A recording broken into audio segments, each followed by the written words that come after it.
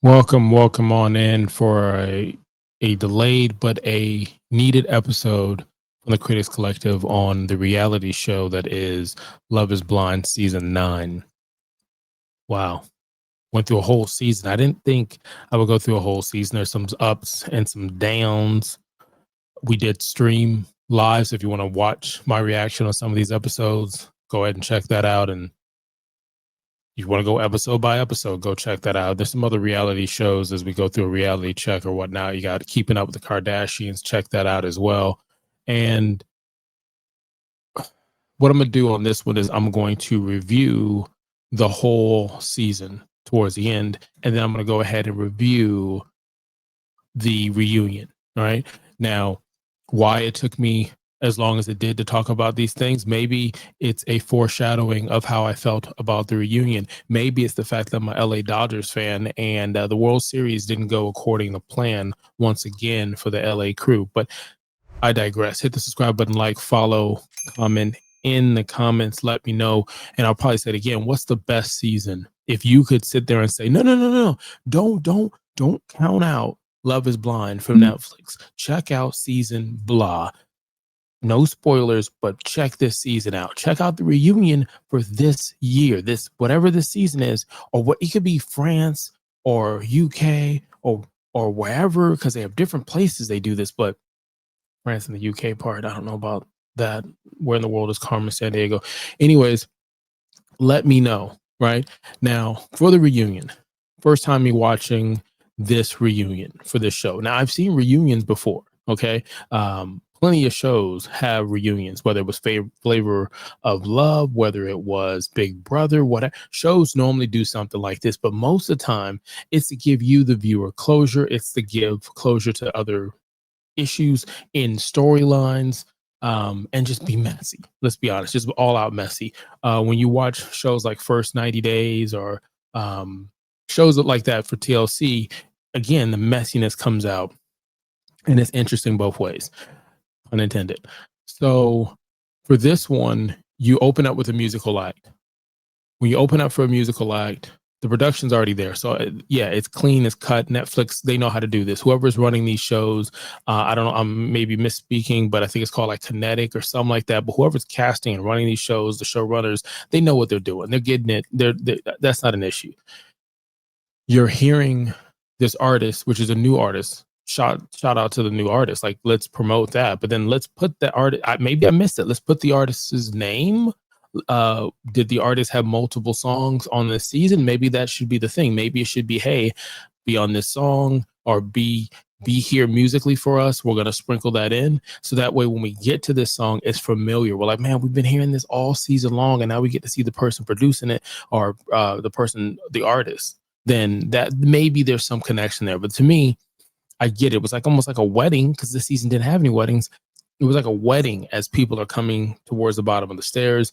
And then you can see a little bit of the editing where they'll bring someone out, but you can see someone like, oh, there goes Nick, but Nick's not the next one for 3 or 4. You know, it is what it is. Then they sit down, you have the Laches in the middle, and the people are sitting in such a interesting setup that already told me that tea will not be served at this reunion. I'm not saying sit people next to each other, but I'm saying sit people next to each other. I'm saying sit people where they're looking at each other constantly. Like, no one was trying to fight anybody this season, so you could sit people next to each other respectfully or within an earshot, so that the tea brews itself. The tea brews itself. So if I go down like with the interactions, you had KB and Edmond, right? It was just because I felt like KB handled herself well the whole season. Edmond once again doesn't say sorry, no owning up to anything that he does. KB mentions some things and said that he wasn't who he was for the 3 weeks. He wasn't talking to her for 3 weeks. The thing that I enjoy, one of the things I enjoy about the reunion shows, is the producers will purposely put audio and video of things we didn't see, because they know the cast saw this for the first time, edited and chopped how it once. They know what the truth is. And then you throw a wild card on of they said this mic'd up, they said this behind your back, they said this, whatever the case is.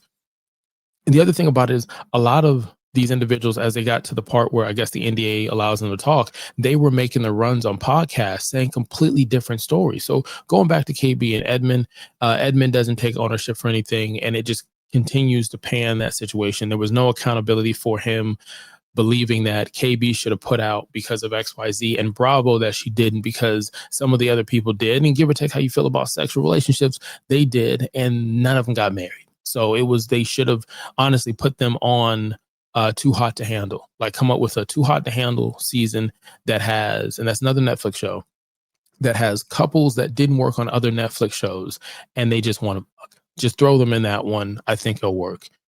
Then you have Nick and Annie. Is that Annie? Annie, are you okay? She didn't look like Annie. She didn't sound like Annie. As long as Annie in there is feeling good and she's loving herself, that's all that matters. But Annie didn't look like Annie. Nick, people were like, well, they should have talked about his sexual orientation. No, not really. But it did open some questions that, again, if the tea was self-brewing itself, that stuff should have came out. Now, Annie kind of flip-flopped. It seemed like she was defending Nick on the show only for her to throw shade at him on other podcasts, whatever that is. The same thing happened with Madison and Joe. There was really nothing going on with Madison and Joe. Joe just confirms the fact that he didn't want to be there in that situation from the jump. He was just enjoying what it was until it wasn't, and that was it. He still looks like a guy you can catch a beer with and chill. That like his facial reactions throughout most of the episodes were hilarious, and it's Joe being Joe. But Madison was saying like there was no issues with Joe dating other people that might have been on the show or not, which isn't the truth, because I felt like maybe I was listening wrong. I heard other podcasts where Madison was saying some other stuff, and people were also saying that Madison looked different. She didn't look as different as Annie. She looked like she got a little lip filler. But we kind of saw that on season 9. So again, love yours. If that's what you want to do what you got to do. I didn't have a problem with Madison. I thought all the ladies looked gorgeous. There was nothing about that. Let's talk about Jordan and Sparkle Megan. You got to say Sparkle Megan because she's adding it. So Sparkle Megan sits there, hides the baby from everybody, even though it leaked already, paparazzi. And there's also a rumor that paparazzi is not normally found in Denver like that unless they're celebrities. So there's allegations that someone might have suggested take these pictures. I don't know. But for whatever the reason, the pictures came out. So the oh my gosh, that could have been a big moment was already taken off because we already knew that she had a kid. She had a son. Jordan saying you would be a great mom. That the look that they had at each other, Jordan and Megan, respectfully, just looked like they still had a love and respect for one another. It didn't seem like there was anything ill will or negative. But it also felt like Jordan, who looked throughout the whole reunion, looked like a good guy, looked like a genuine good guy. He didn't promo his book that we all know. I think it's out already, a children's book, but he doesn't promote anything now. It was just such an awkward, somewhat respectful situation to watch Megan sit there and say, I am a mom now. I did keep it in secrecy because for whatever reason, I respect that 100%. And then show the new guy and show kind of the conversation of what we were all thinking. Like if you check the reviews I've done, I've said, hey, look, she wants someone who fits her status. And she was trying something different with Jordan. Even Jordan made that comment some episodes ago. But this is who she ended up being with. And there's no conversation right now of marriage. They said it's difficult. They're figuring stuff out. So obviously they're going through their ups and downs. Now, Megan did also say that she had a relationship with Mike, and Mike reached out to Jordan and they talked, and they're cool on all those things. And anything that ever happened with certain people, or even Mike with the type 1, type 2 diabetes, Mike reached out once that got out. And Mike donated to a charity for Jordan. And again, Jordan just showed all around good guy, because a lot of people would have sat there on a national stage and not mention anything that would make Mike have to defend himself moving forward. But to go ahead and, say, hey, look, we squashed the beef. There was no beef. He has an understanding. He donated. He's a good dude. He slept with the chick that I'm with, not chick disrespectfully, but you know what I mean? That was something that was interesting. Because it was just, I don't know, it was just, there's a few of them like that, but that was probably the bigger one. What else you have? You have Ali and Tony. Tony dressed like he just didn't give an F. He was just there. And it's not that I was on Team Tony. I don't think I was ever against it. I just felt like, the drinking and the job stuff, but there should have been a conversation with Ali of the conversation with her friends and the conversation about once Ali said no, how Tony's family was. And not to say anybody was wrong, but those are the conversations in a reunion. I like to think that you come together and I don't know. It was just, I felt like it was a completely missed opportunity. I also looked at Allie in a more negative way by the time I got to the end of the situation. She didn't want to reveal if she had a boyfriend when other people were already revealing stuff. You're on social media recently. So you do want the attention. Nobody is snooping for your man. Respectfully, I don't think anybody has that political clout. You got a moment right now to talk some stuff up and then move on. I thought that was just something. Who else we have out there? I'm trying not to forget certain couples, but to my knowledge, it's just then you had the situation with I think it was Casey and Patrick. So that thing was interesting, or that situation respectfully was interesting because they go back and forth, and all Netflix had to do, which I had mentioned on an episode, that Netflix pays for the ring. And the fact that she sat there and said, well, I don't understand the problem. And Netflix pays for the ring. I'm like, I get Netflix pays for the ring, right? But it means something a little bit more. Even if the ring, which is rumored to be anywhere between $2,000 to $5,000, that's his two. That's his 5,000 to do whatever he wants with it. I mean, the least you can do is do that. Or if you want to be petty, and then like, if I can't have it, no one can. And how much do you like this garment? Because we can cut it in two. Then donate it to charity. Say, hey, listen, this is the best thing I could do. We talked to, he picked the charity, we donated it, and that's it. It is what it is. My bad. But Patrick had to just bluntly say, you didn't apologize. Be a perfect situation, apologize, which sucks for Patrick to say that, because I don't think that's something Patrick should have had to say, let alone to say. That's just me. I would have just taken that L and been like, in my head, think that, but I don't think I would say that out loud. You had the audience react to what Casey's saying, and then there's no follow up on it. It was probably the one of the crappiest moments as far as lying and bullshitting both ways behind the camera, and not that the camera showed her talking about she wasn't attracted to Patrick. And even the conversation of, hey, you know what? We could make this work. And Patrick filling in the blanks saying, no, you didn't make this work. Here's all these. The person who made the gas, who got recorded for it, right, had her moment. You're telling me you didn't want to continue that moment? I think you also had Madison and a few others who either showed it on their face or were verbal. Jordan and Joe were trying to keep a straight face a lot of the time of what they were saying in the background.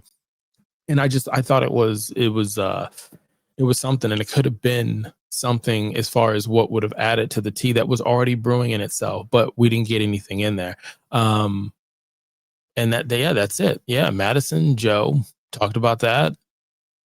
Ed, KB, Allie, Tony, Megan, Jordan, Annie, Nick. Yeah, we went through the cast. Now, as far as the Laches, I think the Laches did a great job for what the script holds, but for what this show is, or at least what I like to think, if I was an executive, I want new people to watch this. There's a certain spreadsheet that shows people who have watched this or have been here since day one will be back when we hit a new city. And for you to have an audience there, and what I've heard is the audience was there for the reunion for 6 hours. 6 hours, and we got an hour of it. And it wasn't anything juicy. And the basketball and the opening songs and the conversation about the ring that kept coming up multiple times. It didn't matter who was talking. Somebody was connected to the ring and Patrick's and Casey's situation for whatever reason. And that was just, I don't know, that was just strange. But I would change the host. Not the two hosts. I would do two things. I would change the host, and I would use Scott Evans, who does a show called House Guest. That's someone like that who I feel like naturally, unless you get him under contract, you're not gonna be able to stop him from saying what he wants to say and doing what he wants to do. Or because I like the Laches and Nick's on some other shows, what I heard, Lingo was telling me that the first season or so, the Laches were wild. Mostly Miss Laches, respectfully, because she was just asking questions and getting involved, and it was making for really good reunions. More of that, because if you're trying to get someone to come back, this isn't how you do it. This isn't how you do it. So as far as a reunion, I would say this reunion is a 1 at best. Like if we had to put numbers for reunions, it'd be a 1 at best. It just didn't do it for me. And I think a lot of people say that as well. Now, let me know in the comments, is there another season or show I should watch? Hit the subscribe button, like, follow for more. Now, as far as what I've heard, people have said, check season 1. Now, I'm almost done with season 1. I might come back and review that one, but they said check season 1. Another person said go through season 6 and the review, or not the review, the reunion for season 6. There's a gentleman that was, I guess, the star of how that kind of played out. So I'm going to check. I'll probably watch season 6. I don't know if I should go through this again. Let's go ahead and rate season 9. All right. So we rate here from a 0 to a 5, 5 being excellent, 0 being not so good. It's just horrible. We're doing the whole entirety of what season 9, Denver, Colorado, Love is Blind on Netflix. What is this? It had moments where it was up and moments where it was down as far as episode by episode. We went through this live on some occasions. That's day and night. We also before this talked about the reunion and how I feel about that reunion. The reunion I felt was a 1. I changed my number. I don't think so, but I believe I said earlier it's a 1. For this season, I would say it's a 3. It was average. It was average. There's other stuff I would watch. I would watch Squid Games on Netflix. I would watch Ultimatum. That's really big on my list to watch. I would watch probably Sneaky Links, which has an interesting concept. I would probably go as far as to say that I would watch Real Housewives of whatever city, because I feel like they will purposely, at least I don't know the show flow. I feel like they picked the housewives that are going to drive the story. And so you may have 8 or 12 women and there's only 6 main ones because they drive really interesting stories. And until Netflix does that, I think it comes down to the cast, and I think it comes down to the editing when the producers do the magic or whatnot. So, man, you could have been anywhere in the world, and I'm glad that you were here. Really, I am. My name is Ron, and if you've been rocking with us from day one, we greatly appreciate that. And until next time, see you later. Yeah, I'll say see you later. Nah, I probably won't. I'll probably figure something else out, but it'll be something like that. If you know, you know. Until next time, see you later.